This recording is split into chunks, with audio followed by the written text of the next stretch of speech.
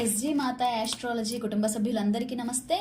ఈరోజు మన వీడియోలోని టాపిక్ వచ్చి గురుపాలిత లగ్నాలు, శనిపాలిత లగ్నాలు అనేవి సప్రమాణ జ్యోతిష్సారంలో మన గురువు గారు అయినటువంటి శ్రీమాన్ తిరుమల నల్లాన్ చక్రవర్తుల వెంకట వరదాచార్యులు గారు జ్యోతిష్ శాస్త్రాన్ని చాలా సులువుగా అర్థం చేసుకోవడం కోసము ఎన్నో రకాల ప్రిన్సిపల్స్ అందించారు. సో దానిలో అతి ముఖ్యమైనటువంటి ప్రిన్సిపల్ ఏంటి అంటే గురుపాలిత లగ్నాలు, శనిపాలిత లగ్నాలుగా డివైడ్ చేస్తూ సో ఒక్కొక్క దాని ఫలితం ఎలా చెప్పాలి అనే దాని గురించి చక్కగా మనకు అందించారు.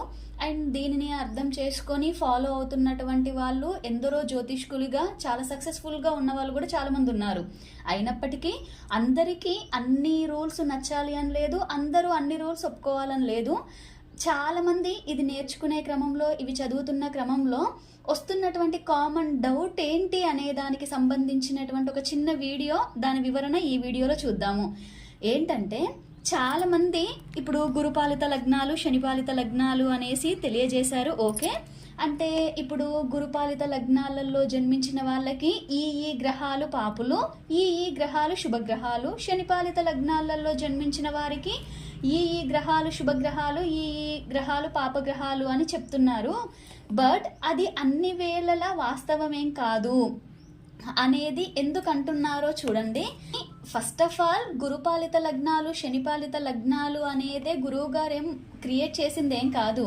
మొట్టమొదటిగా జ్యోతిష్ శాస్త్రాన్ని మన పరాశర మహర్షుల వారు అందించినప్పుడే, దానికి సంబంధించిన ఎన్నో ప్రిన్సిపల్స్ చెప్పినప్పుడే మొట్టమొదటిగా తను లగ్నాధిపత్యం అంటే లగ్నాన్ని బేస్ చేసుకొని ఏవేవి ఆయా లగ్నాలకి శుభగ్రహాలు అవుతాయి, ఏవి పాపగ్రహాలు అవుతాయి, ఎందుకు అనేది పరాశర మహర్షుల వారే అందించారు.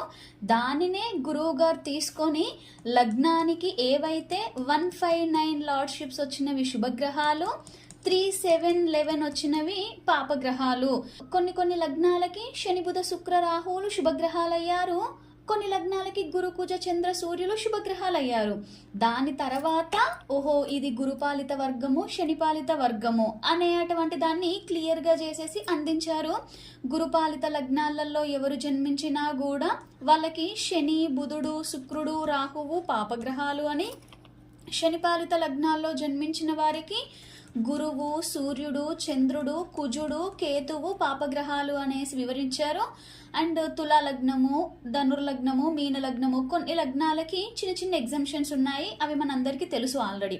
కానీ బేసిక్గా మాత్రము ఈ లగ్నాలకి ఇవి శుభగ్రహాలు, ఇవి పాపగ్రహాలు ఆధిపత్యాన్ని అనుసరించి అనేది క్లియర్గా చేసినప్పుడు చాలా మందికి వచ్చినటువంటి కామన్ డౌట్ ఏంటి అంటే ఇదొక్కటే చాలా పెద్ద సందేహం వారికి. ఏమని? మేము పుట్టడమేమో గురుపాలిత లగ్నంలో జన్మించాము అంటే ఫర్ ఎగ్జాంపుల్ ఇంకా మొట్టమొదటిది ఏంటిది మేష లగ్నము. సో మేము పుట్టడమేమో మేష లగ్నంలో జన్మించాము, కానీ మా రాశి, జన్మ రాశి ఏమో వృషభ రాశి. ఓకే, సో ఇక్కడ ముందైతే ఆ జ్యోతిష్యం నేర్చుకునే వాళ్ళం ఎవరమైనా కూడా అండ్ ఇలాంటి సందేహాలు వస్తున్నది ఎవరికైనా కూడా వాళ్ళందరికీ అయితే రాశి ఏంటి, లగ్నము ఏంటి, దేనికి ఎంత ఇంపార్టెన్స్ ఉంది అనేటువంటి వివరణ అయితే అందరికీ తెలిసిందే. మళ్ళీ కొత్తగా దాని వివరణలు కూడా మనం చేసుకుంటే వీడియో చాలా లెంతీ అవుతుంది. ఓకే, సో వాళ్ళు ఇప్పుడు మేష లగ్నంలో జన్మించాము, వృషభ రాశిలో జన్మించాము. మరి అలాంటప్పుడు మేష లగ్నమేమో గురుపాలిత లగ్నం కాబట్టి ఇక్కడ గురుపాలిత గ్రహాలన్నీ కూడా శుభగ్రహాలయ్యి శనిపాలిత గ్రహాలన్నీ పాపగ్రహాలు అవుతాయి కదా.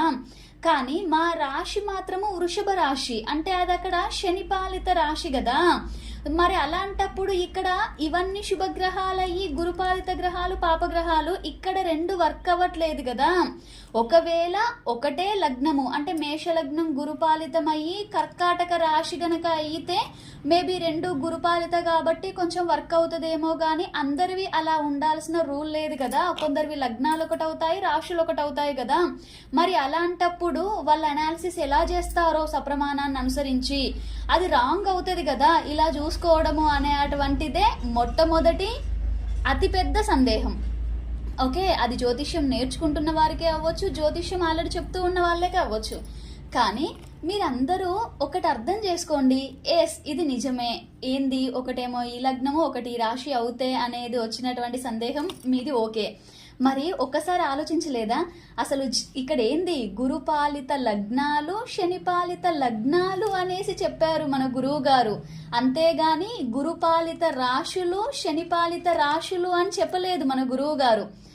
ఎస్, అన్ని మేషం నుండి మీనం వరకు ఇవే రాశులు 12 రాశులుగా ఉన్నా కూడా ఎప్పుడైతే అది లగ్నము అనేటువంటి దానితో నిర్ణయించబడుతుందో వాటినే మనము మళ్ళీ మేష లగ్నం నుండి మీన లగ్నము అని చెప్పుకున్నాము. ఓకే, అంటే ఇక్కడ రాశి వేరు లగ్నము వేరు.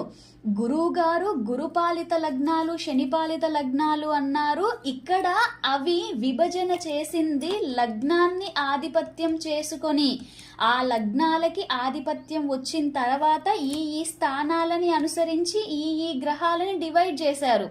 ఓకేనా? కాబట్టి ఏంది, మీరు ఈ రాశిలో పుట్టినంత మాత్రాన ఇప్పుడు వృషభ రాశి అనేది శనిపాలితుల కిందికే వృషభ లగ్నం వస్తుంది. ఓకే, ఇక్కడ వృషభ రాశిని కూడా ఇంకా శనిపాలితగా తీసుకొని ఇక్కడ ప్లస్లు మైనస్లు, ఇవి పాపులు అవుతాయి ఇవి శుభగ్రహాలు అవుతాయి అనేలాంటి కన్ఫ్యూజన్ పెట్టుకోమని కాదు. అక్కడ క్లియర్ గా రాశిలో ఉండే నక్షత్రంలో చంద్రుడు సంచారం చేస్తున్నాడు కాబట్టి ఈ రాశిని అనుసరించి, ఆ చంద్రుణ్ణి అనుసరించి, ఆ జన్మ నక్షత్రాన్ని అనుసరించి మనకి ఏ దశలో పుట్టాము, ఎక్కడి నుండి మన జీవితం అనేది ప్రారంభమైంది అని తెలుసుకోవడానికి మాత్రము ఇది చాలా చక్కగా ఉపయోగపడుతుంది. అంతేగాని మళ్ళీ దీనిని చూసుకొని మాకు శనిపాలిత గ్రహాలైనటువంటి శని బుధ శుక్ర రాహువులు కూడా కొద్దిగా యోగిస్తాయేమో, సో మరి ఇలా ఉన్నప్పుడు 2 యోగించడాలు 2 పాపత్వం చేయడాలు ఉండవు కదా, కాబట్టి ఇది అనేది పెద్దగా వర్క్ కాదు అనేటువంటిది. అంటే నేను మేషలగ్నంలో పుట్టాను, వృషభ రాశిలో పుట్టాను, దీని ద్వారా అలా అనాలిసిస్ చేయడం రాంగ్ అనేటువంటి దాని ద్వారా కూడా మేము వెనక్కి తగ్గినాము అనేటువంటిది కూడా చాలా మందిలో ఉంది. కానీ ఎవరిని మారమని మనం చెప్పడం ఉద్దేశం కాదు కదా. సప్రమాణ జ్యోతిష్సారాన్ని ఫాలో అవుతున్న వాళ్ళలో కూడా ఇలాంటిది ఏదైనా సందేహం ఉన్నప్పుడు మాత్రము తీర్చుకోవడం కోసం మనం ఈ వీడియోలు చేస్తున్నాం అంతే, అందరూ ఒప్పుకోవాలని కాదు. కాబట్టి ఆలోచించండి, అక్కడ మనం ఒక జాతక చక్రంలో ఖచ్చితంగా చెక్ చేయాల్సింది ఇలా లగ్నాలుగా డివైడ్ చేసుకొని శుభులు పాపులు డిసైడ్ చేసుకొని ఆయా గ్రహాల బలాబలాలు ఎంతున్నాయి అనే దాని మీద బేస్ చేసుకొని ఫలిత నిర్ణయం చేసుకోవడానికి మాత్రమే గాని వృషభ రాశియా లేదా ఈ రాశియా అదే అనేది మాత్రం కాదండి. అలా అని రాశికి విలువ లేదు అని నేను చెప్పట్లేదు. మన నక్షత్రము ఆ రాశిలో ఉంది, ఆ నక్షత్రం మీద చంద్రుడున్నాడు, దాని ఆధారంగా చేసుకొని మన మనస్తత్వము మన మానసిక స్థితిగతులు ఎలా ఏర్పడతాయి ఎలా ఉంటాయి అనేది కూడా ఉంటది. అది సెకండరీ. ఓకేనా? కానీ అక్కడ మెయిన్ థింగ్ ఏంది అంటే మనకి దశ క్యాలిక్యులేషన్ కోసము మనము చంద్రుడున్న నక్షత్రాన్ని 100% తీసుకుంటాము. అంతేగాని మళ్ళీ అది వృషభ రాశి అయినంత మాత్రాన మేషలగ్నం వారికి కూడా వృషభ రాశి అయ్యింది కాబట్టి శని బుధ శుక్ర రాహువులు కొద్దిగా యోగిస్తాయి, అందుకే ఇలాంటప్పుడు కన్ఫ్యూజన్ వచ్చేసింది మేము చదవడం మానేసాము అని అనుకోవడం మాత్రం చేయొద్దు. ఇందులో ఉండే అటువంటి లాజిక్గా అర్థం చేసుకోవడానికి ప్రయత్నం చేయండి. ఓకేనా? ఇలాంటి చిన్న కన్ఫ్యూజన్స్ వచ్చినప్పుడు ఏ విధంగా ముందుకు వెళ్ళాలి అనే ప్రయత్నాలు చేయండి, కానీ వెనక్కి తగ్గడం మాత్రం చేయకండి అనేది చెప్పడమే నా ఉద్దేశ్యం. ఓకే, నమస్తే అండి.